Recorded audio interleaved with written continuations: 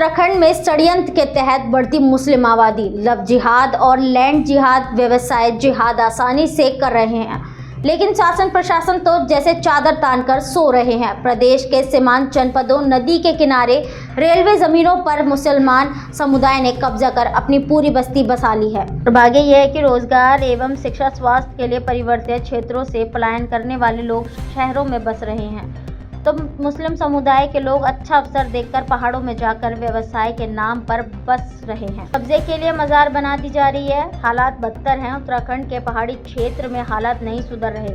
दिन प्रतिदिन अनेक आपराधिक घटनाएं घटित हो रही है। मैदानी क्षेत्र देहरादून की बात करें तो खासकर हिमाचल प्रदेश से लगते जनपद देहरादून के विकास नगर हरवटपुर में मुस्लिम आबादी अधिसंख्या है। आलम यह है कि मुसलमान समुदाय के लोगों ने सरकारी जमीनों पर भी कब्जा कर रखा है।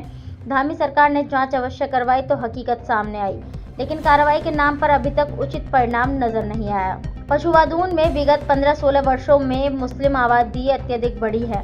खासकर आसन बैराज के आसपास ये आबादी अधिसंख्या है। देहरादून से पशुवादून की ओर जाते समय सहसपुर से मुस्लिम बहुमूल्य क्षेत्र शुरू हो जाता है, जो हिमाचल बॉर्डर तक फैला हुआ है।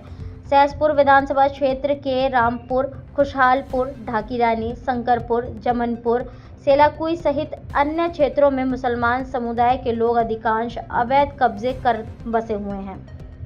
आसपास कब्जा कर लेते हैं और वहां ऐसा हालात पैदा कर देते हैं कि हिंदू परिवारों को अपना आशियाना छोड़कर जाना पड़ता है।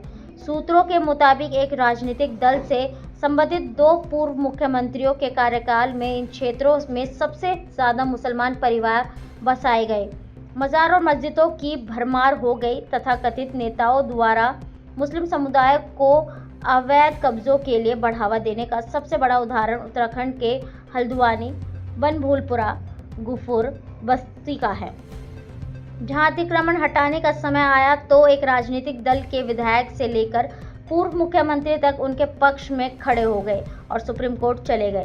देहरादून महानगर में भी दून अस्पताल सहित अनेक मजार बन चुकी है, जिससे यातायात आवागमन बाधित होते हैं।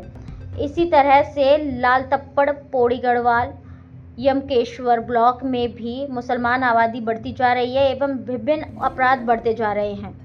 हिंदू समाज शुभचिंतक स्वामी दर्शन भारती के अनुसार देहरादून के विकास नगर में ही देखे वर्तमान समय से लगभग 32,000 मुसलमान वोटर हैं। ये तेजी से बड़ी संख्या अन्य प्रदेशों से आई है। इसमें उत्तर प्रदेश, बिहार, बंगाल के मुस्लिम, रोहिंग्या भी शामिल है।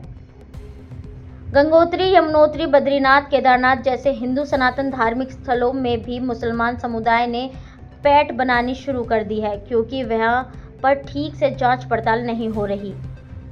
स्वामी दर्शन भारती का कहना है कि नवंबर 2000 में जब उत्तराखंड राज्य का गठन हुआ था तो मुसलमानों की आबादी लगभग 2% थी। 2011 की जनगणना में यह बढ़कर लगभग 13% हो गई और वर्तमान समय में यह आबादी लगभग 20% तक पहुंच गई। यदि यही स्थिति रही, यही हालात रहे तो 5 से 10 वर्ष में उत्तराखंड मुसलमान बहुमूल्य हो जाएगा।